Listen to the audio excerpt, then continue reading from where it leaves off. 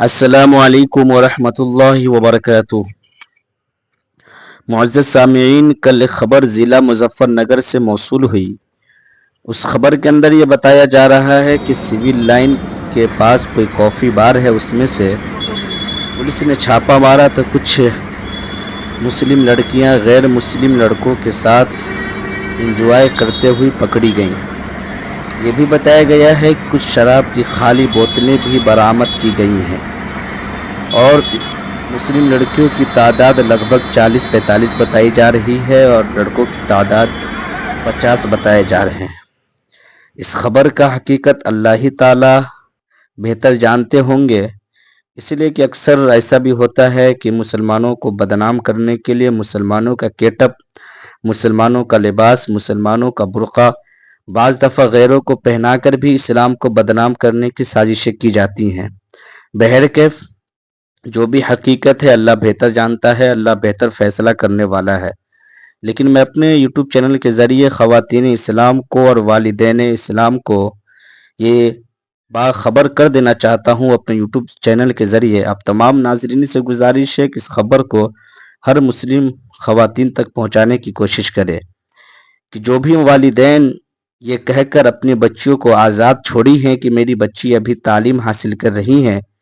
और स्कूल और कॉलेज और डिग्रियों और तालीमों के नाम पर अपने बच्चियों को अकेला छोड़ देते हैं,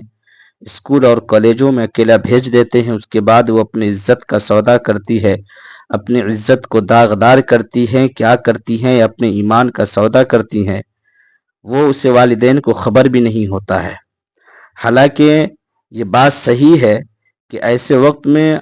हमारे बड़े अकाबिरीन भी फरमा रहे हैं कि अपने बच्चियों को जाहिल बैठाकर घर पे रखें, लेकिन तालीम के नाम पर खुला आज़ाद न छोड़े, क्योंकि ये लड़कियां बाजार में फिरती हैं, शॉपिंग मॉल में फिरती हैं, गैरों से दोस्ती करती हैं, अपने ईमान का सौदा करती हैं और अपने आप को ईमान से, इस्लाम से हाथ धो बैठती हैं, मुर्तद होकर ज़िंदगी गुजारती है, फिर अपनी ज़िंदगी का गलत फैसला लेकर अपनी ज़िंदगी से भी और अपने मौत को गले लगाकर अपनी ज़िंदगी से भी हाथ धो बैठती हैं। इस ख़वातीन इस्लाम से मैं कह देना चाहता हूँ कि अगर तुम इस्लाम के अंदर आज़ादी ढूंढना चाहती हो तो इस्लाम ने तुम्हें घर में रहने की आज़ादी दी है, इस्लाम ने तुम्हें पर्दे में रहने की आज़ादी दी है, इस्लाम ने तुम्हें इज्जत व आबरू की हिफाजत करने की आज़ादी दी है, इस्लाम ने तुम्हें अपने वालिदैन की कदर करने की आज़ादी दी है। न कि तुम बाज़ार में गैरों से दोस्ती करती फिरो, न कि तुम स्कूल कॉलेजों में दोस्ती करती फिरो और अपने वालिदैन की, अपने माँ बाप की, अपनी इज्जत को दागदार करो। अगर तुम अपनी हरकतों से बाज नहीं आई, तुम अपने कारनामों से बाज नहीं आई, ये गैरों से दोस्ती करना, ये गैरों को भाई बनाना, ये गैरों से मोहब्बतें करना, मोहब्बत के नाम पर उनके साथ कॉफ़ी हॉल में जाना, शॉपिंग मॉल में जाना, बाजार में घूमना,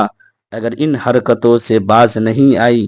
तो याद रखना मुस्लिम ख़वातीन, फिर वो एक वक्त आएगा कि फिर तुम्हारे